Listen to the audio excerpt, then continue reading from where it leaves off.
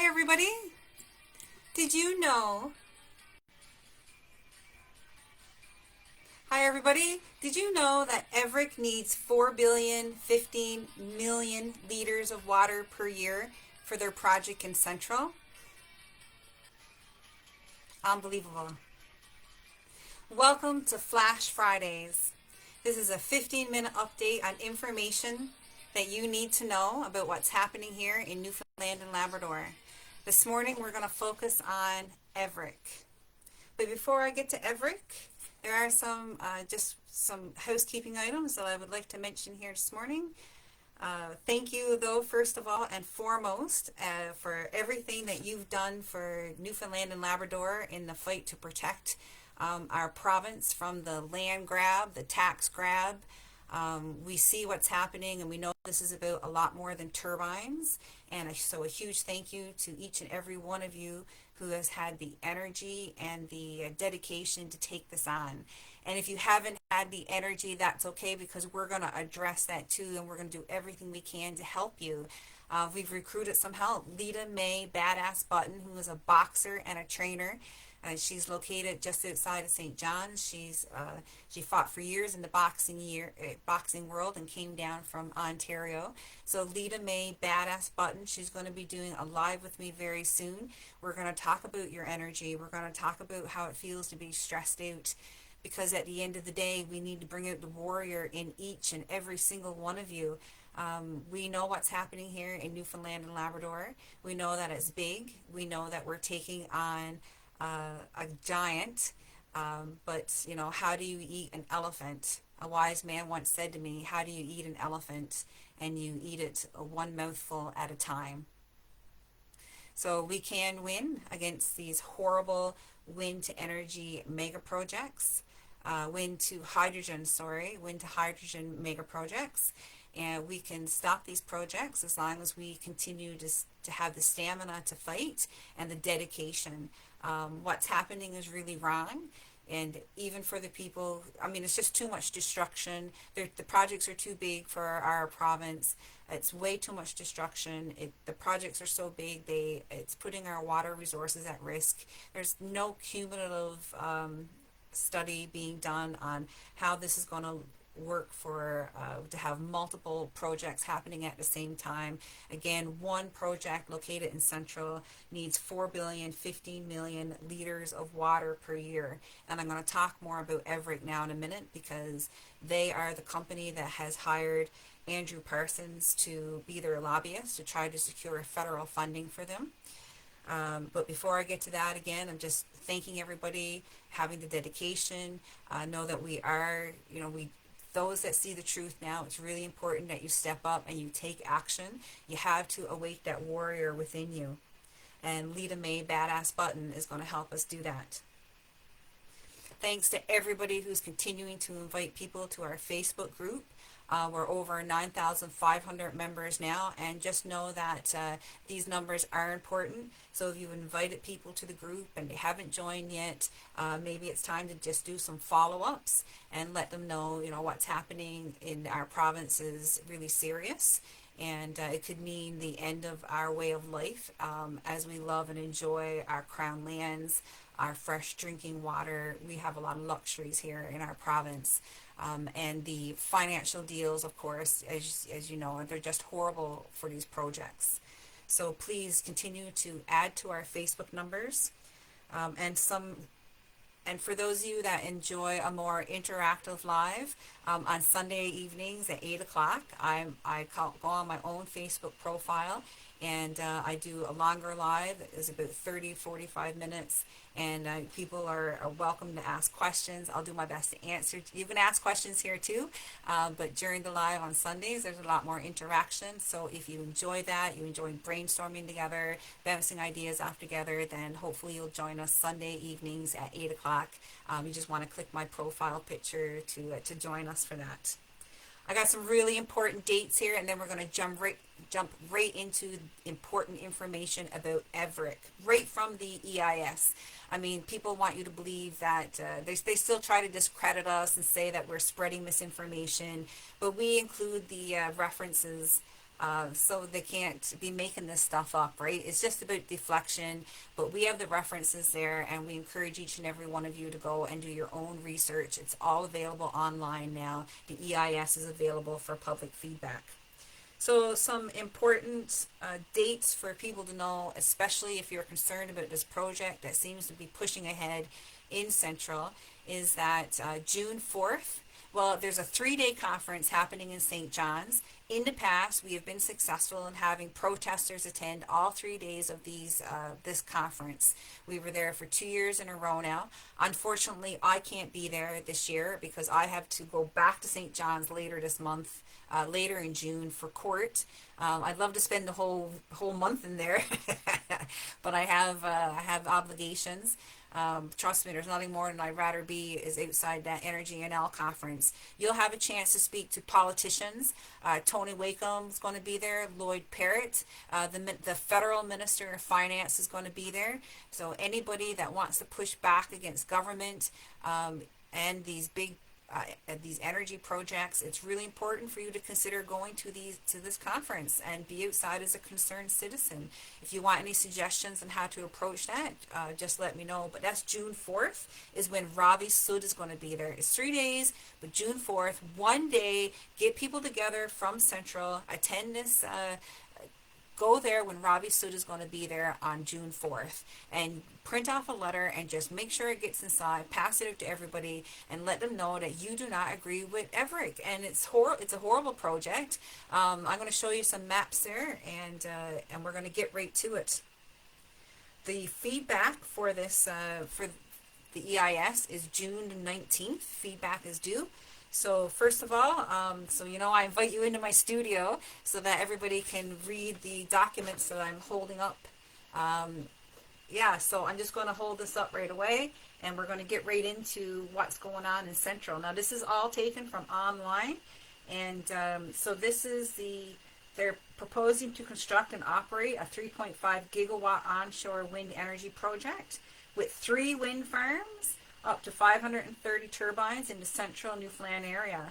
They also want a 150 megawatt solar farm and a 2.6 gigawatt hydrogen ammonia production facility.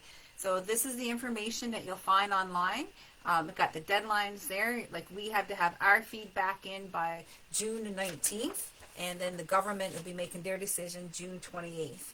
When you write back your questions, let them know you want to have answers. I've never gotten any answers yet. Like, surely at some point, if they're going to be approving these projects, they're also going to be answering our questions. Like, if they can't answer our questions, like, what's the point of us giving feedback, right?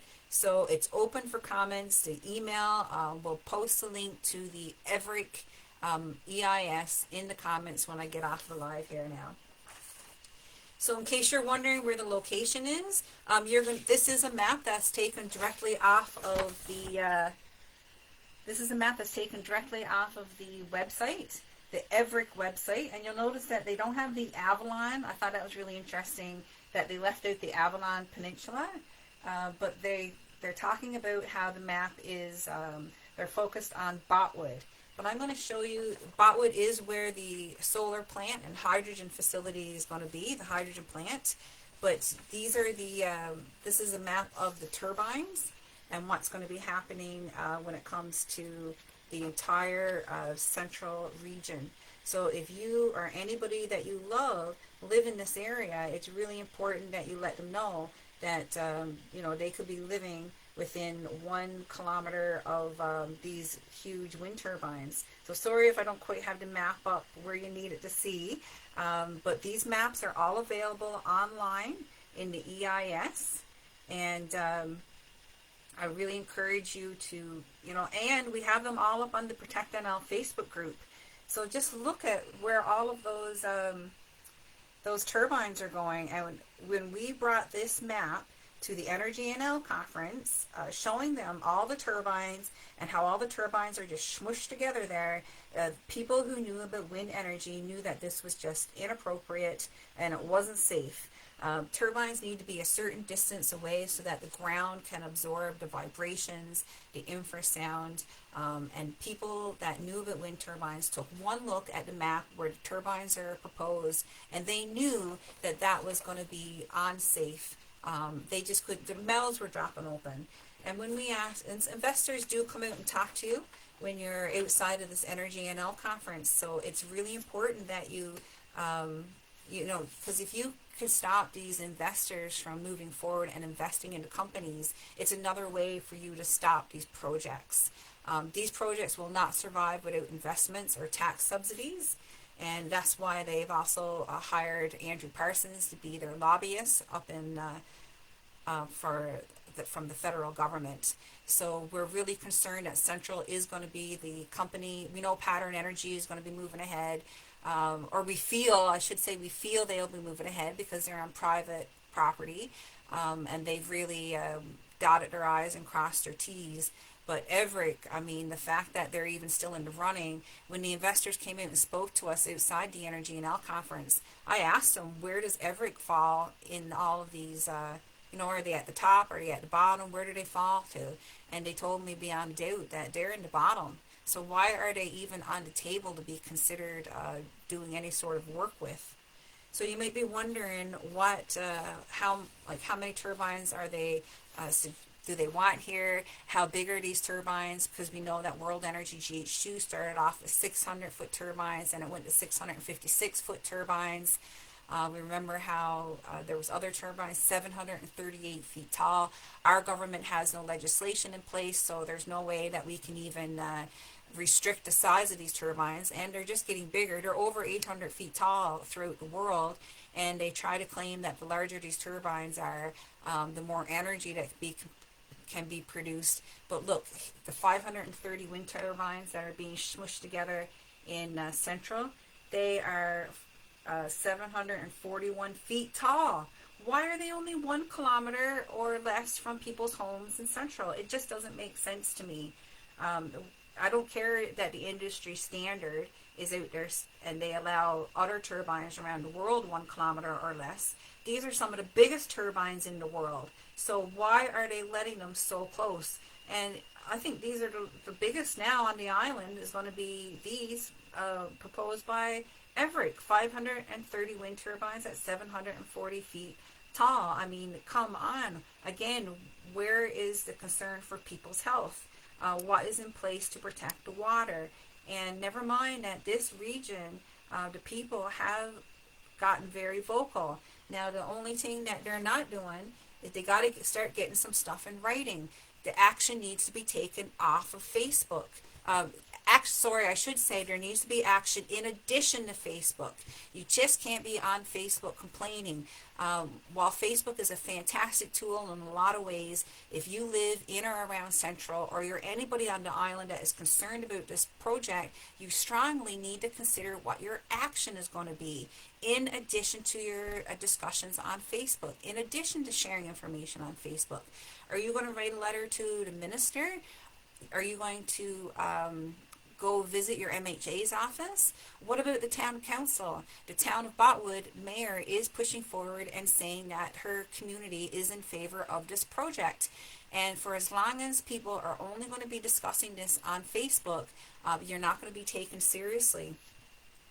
The hydrogen plant itself is going to be right in the community of Botwood. The pipelines are near people's homes.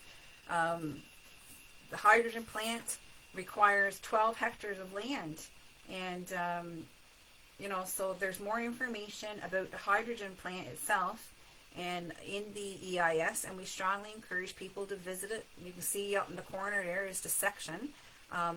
People need to be doing their own research and getting in there and seeing what these projects are claiming. Get your questions and concerns submitted, and really consider going to the June 4th. It's one day. Get some carpooling together. They're going to be in there telling one story, and if the people are not boots on the ground to set the record straight, the companies and the politicians will flip this to fit their narrative and fit their agenda. And we're really concerned that EVREC is going to keep pushing forward because of the connections They're going to be allowed to go forward. Andrew Parsons is involved. We know Andrew and Lloyd, they're all cheerleading each other in the House of Assembly. They're all wings. I can't say all, but I do feel strongly that a lot of them are wings of the same bird. And I see that it is now 9:15. I just want to leave you with one important piece of information here now. So this company, EVREC, needs 4,015,000,000 liters of water every single year. Okay? And we need to think about what that means to Newfoundland and Labrador. And what does that mean if we got several of these mega projects happening at the same time, and now we have a wildfire situation? Who is doing the cumulative effects? Who's doing that study on the cumulative needs of these mega projects when it comes to our fresh water resources?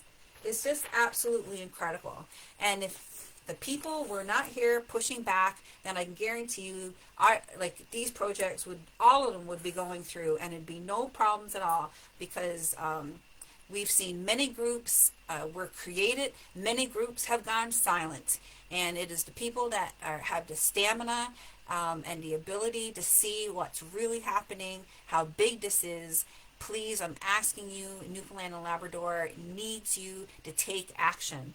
So I can see now it's 9:16. It's definitely time for me to clue up. So I just want to leave this one last bit of information on here. And this is about this is where you can find the EIS that's been submitted by EVREC, Exploits Valley Renewable Energy Corporation. When you give feedback, you're supposed to list that number. And please remember, feedback is due June 19th. But the other really important date that you need to remember is June 4th. And really hope that people can show up to to what's happening out there and to that Energy NL conference. Because if you don't show up, I'm telling you, they are just going to let everybody know that it's the reason why there's nobody there is because people no longer oppose of it. They've won them over. They got community support, yada, yada, yada. So please, June 4th, that is a very important date for each and every one of you that could be in the vicinity of St. John's. Take a stand. Show them that you're about more than just Facebook or social media. You have to be willing to take action above and beyond if you really want to win this fight. All right, I know we had some people tuning in here. You know, sometimes these lives can be shared and reach up to 1,000 people. So I'm going to get off here now and share. It's only 15 minutes. Learn about EVREC. We need people's help here. All right, I'll be back in court June 25th and traveling across the island. If anybody wants me to stop by their community, I'd be happy to stop there, have a meeting, whatever you want. All right, all my love and respect.